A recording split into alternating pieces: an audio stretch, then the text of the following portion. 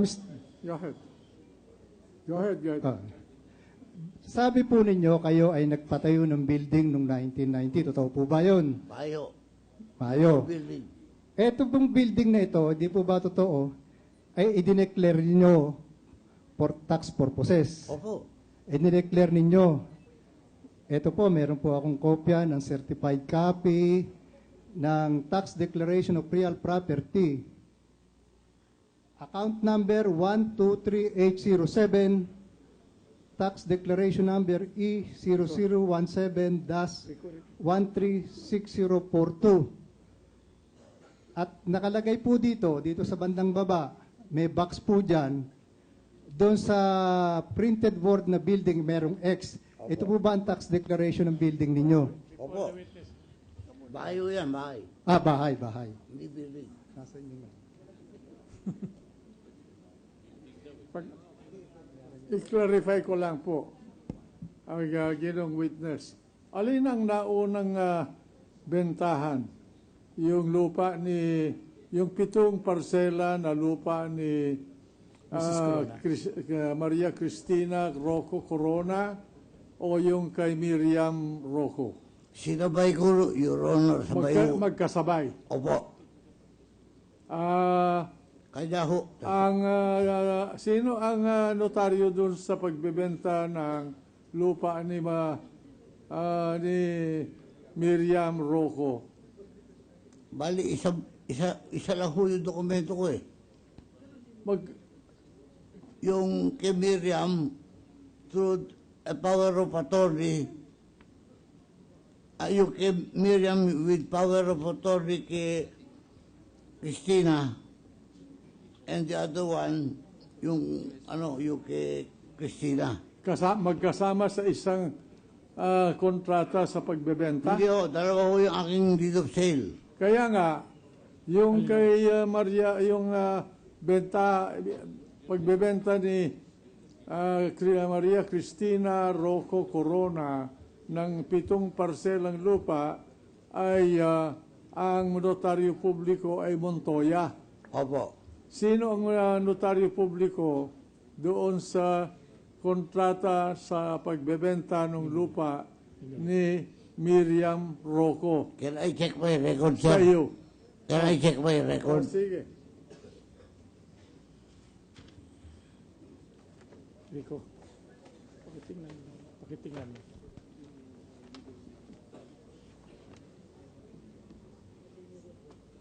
Kay Miriam.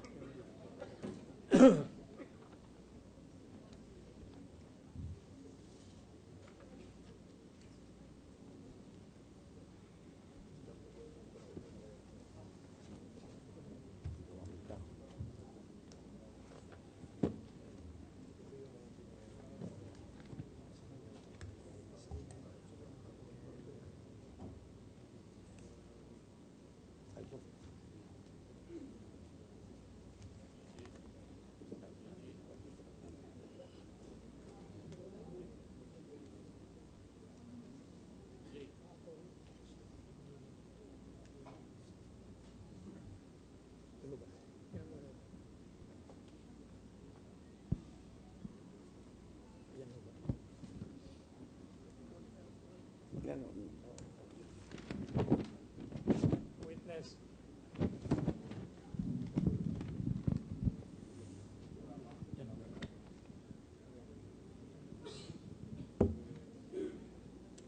Ang iba, abogado yan ng notaryo. Hindi ko alam. Montoya din eh. Montoya rin. Okay. Your Honor, it's also Attorney Montoya. Kasama mo rin si Mrs. Corona nung nagpunta kayo kay Montoya. Opo. Magkaibang araw ba yung pagpunta ninyo nung ibinenta yung 7 parsela at nung ibinenta yung kay Miriam Corona? I will check it. Magkaibang araw? Hindi ko ba matandaan eh. Anong petsa nung bentahan ninyo ni Miriam Corona?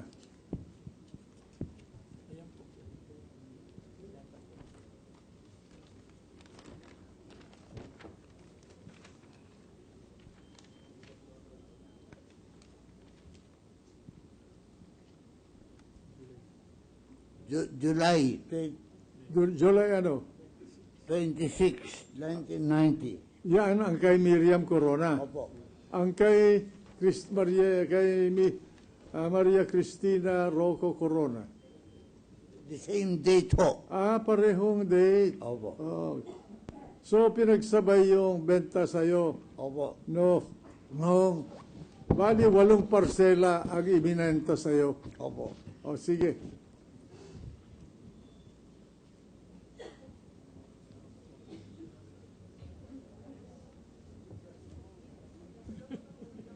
Sa makatwid, magkakasabay na ibinenta ni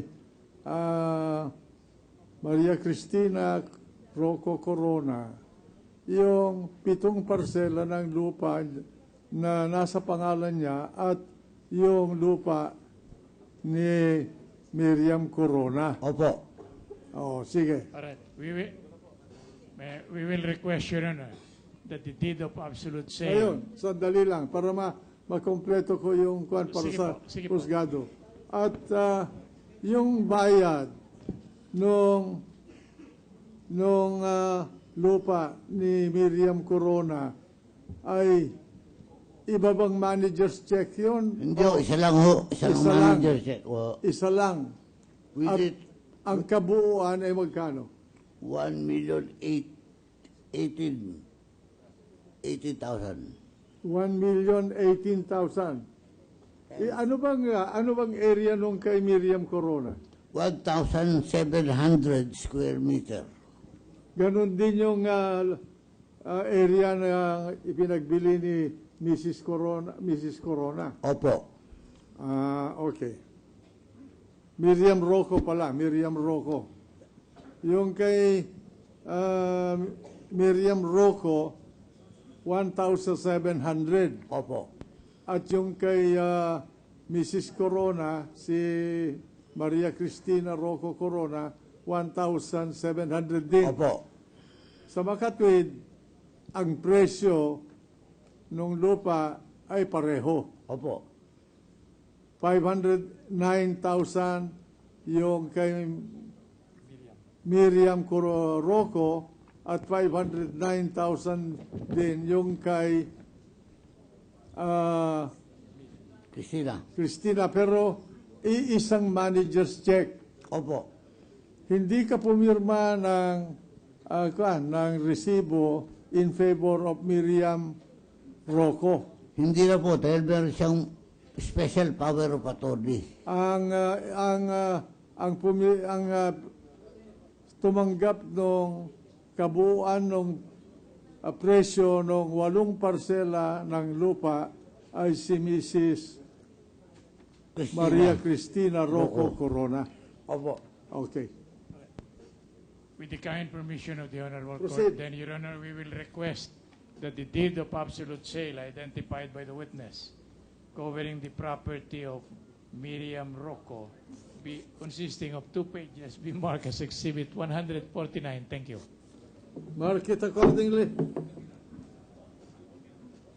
May I proceed, Your Honor? Proceed. Mr. Vicente, kailan po ba ninyo unang nalaman na titistigo kayo sa kaso na ito? Noong January 19, nagpunta sa akin, tumawag sa akin si Mrs. Corona na kinukuha kung pwede daw niyang mahiram yung kopya ng absolute deed of sale. Pinaliwanag po ba niya kung ano itong kasong nakapending dito sa impeachment court? Kailangan niya daw dahil meron daw kaso sa impeachment, yung si Justice. Yun po ay January 19. So, January 19. Can I add something? Ito po yung resibo nung January 19 na tinanggap niya sa akin the original copy of the deed of sale. Ito pong si Mrs. Corona. Dati na po ba kayong nagtatawagan ito? Hindi ko nakakausap yan for the past 20 years since I bought the property. Saan po kayo tinawagan? Sa landline, sa cellphone? Wala akong cellphone eh. Wala Sa kang landline. Pero sa loob po ng 20 taon, hindi po kayo nakakakahit sa telepono. Hindi ko nakakausap yung mag-asawa. Napuna ko po, Mr. Vicente, na doon sa mga resibong inyong ipinakita, ay ang lumalabas na nagbabayad ay si Mrs. Cristina Corona, maliban na lamang sa isang resibo. Pinakikita ko po sa inyo ito, Exhibit 1, 2, 3 ng Defense, na lumalabas po dito kahapon, March 12, ay may binayaran dito na nagkakahalaga ng 12,749.60 centavos. At for the first time po, ay lumabas ang pangalan ninyo, received from Demetrio Vicente. Pwede po bang ipaliwanag ninyo ito? Now, what is the question now? There are several questions. May we Pwede bang ipaliwanag ninyo kung bakit kahapon nagbayad kayo ng nitong real property tax? Ito, para wag kayong malito. Ito po, 19...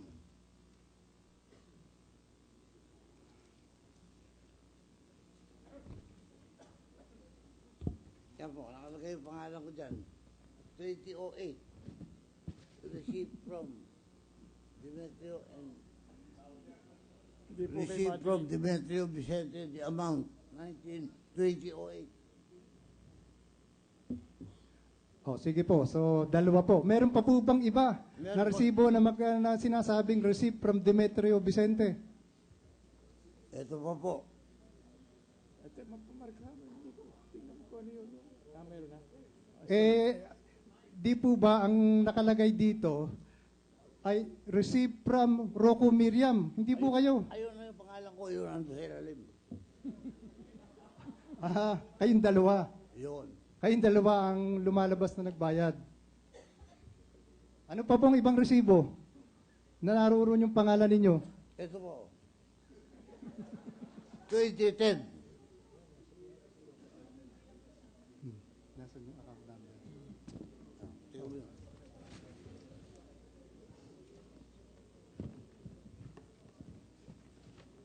Tingnan mo, you have record.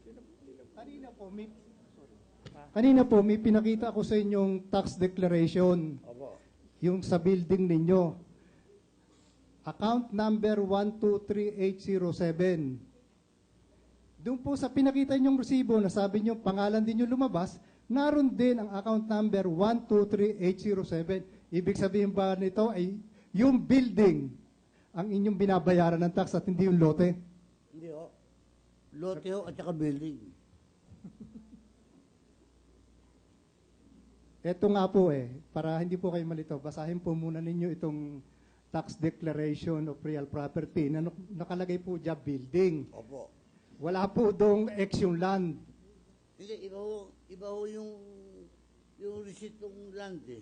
Oo nga po, ito po nga, pinagbabasihan po natin yung account number. Ito po yan Kasi po, magkapareho po yung account number na nakalagay dyan sa tax declaration na sinasabing building at pareho din dito sa resibo na sinasabing account number 123807. Kung inyo po susundin yan, lumalabas building kung binabayaran nyo.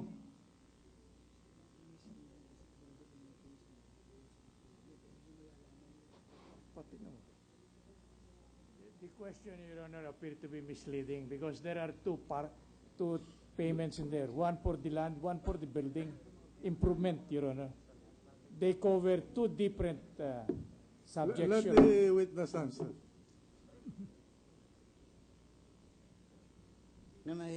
May tanong po nga ako sa inyo na kung ito po ang pagbabatayan nitong tax declaration of real property under account number 123807 at iahambing ito, ipagtatabihin dito sa inyong resibo, lumalabas po na inyong binabayaran, ang cover ng resibo nito ay yung tax dun sa building. Hindi po ba, paano po pwede po bang ipaliwanag yan?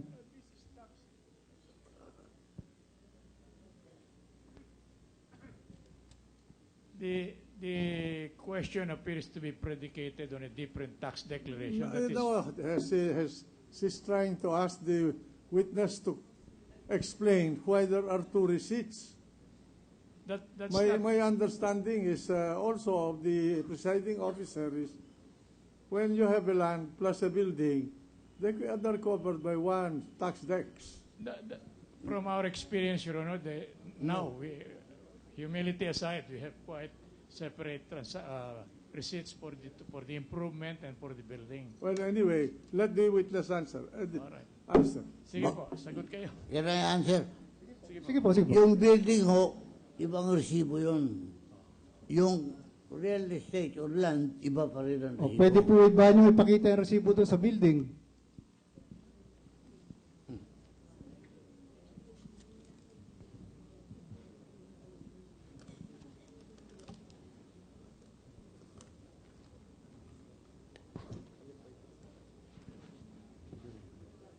Ito. That's for the year. And this for the... Ito nga po, itong inyong pinresinta na sinasabi ninyong resibo para sa building. Opo. Ito nga po. Kaya pareho, yung pong numerong 123807, ayan din po nga ang lumalabas dito sa tax declaration para sa building. Opo. Kaya itong Sandali lang, para maklaro, dahil, yung account number ng real estate tax para sa bahay ay kapareho ng account number doon para doon sa lupa, hindi ba? Yun ang ibig ko sabihin. Natinig ba niyo yung tanong? Opo. Tanong sa inyo. Hindi ba, Mr. Counsel? magkaiba po yun. Magkaiba. Ang sa lupa po ay account number 55816. Ngayon, yun ang kinatatayo ng bahay ni Mr. Vicente. Hindi po, dalawa yun eh. 55815 and 5816. Yun, Yun ang Mr. land. Vicente, linawin ko lang. Okay. Yung bahay mo ay nakatirik sa isang lote. Dalawang lote ho, tinayo ko. Dalawang lote. Dalawang lote. Opo. Okay. Ngayon, ano ang account number nung mga lote na kung saan ay nakatirik yung bahay mo?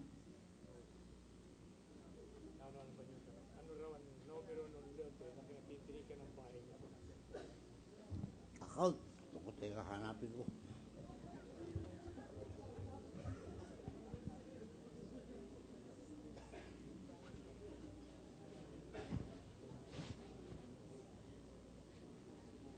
Ang alam ko lang ho, lot number 13. Oh, yung lot number 13, may tax declaration yon. Opo. Anong tax declaration nun? Tax declaration 13.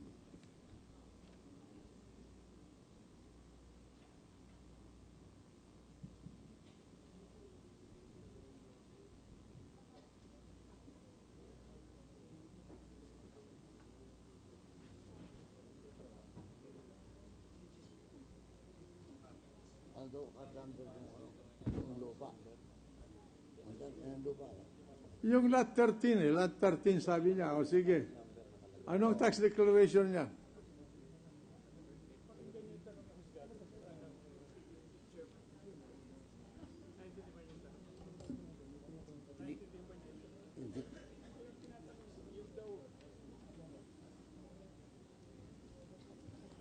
May we request most respectfully, Your Honor, for a repetition request of the Will you please use the microphone? May we request for a repetition of the question, Your Honor? Apparently, the witness did not understand it. Did not get it. Yung bang Pakinggan ninyo. lote 13, na lupa, doon nakatiri, doon mo itinayo yung bahay mo. Yung kalahati o doon. Tapos yung iba, Hindi. Anong lote mo anong lote mo ang Saan nakatirik yung bahay saan, ninyo? saan nakatayo yung bahay mo? Anong lote? Dalawang lote. Lot 13 and Lot 13B. Oh, Lot 13B at Lot 13. 13A1. Sandali lang. Lot, Ulitin po ninyo. Lot 13A1 and Lot 13B. ang pinagtayuan mo ng bahay mo. Opo. Ngayon, ano ang tax declaration noong Lot 13A1 ba at 13B? Opo, natinig ko pero di ko Okay, alam kung sabi ano. mo, anong tax declaration number?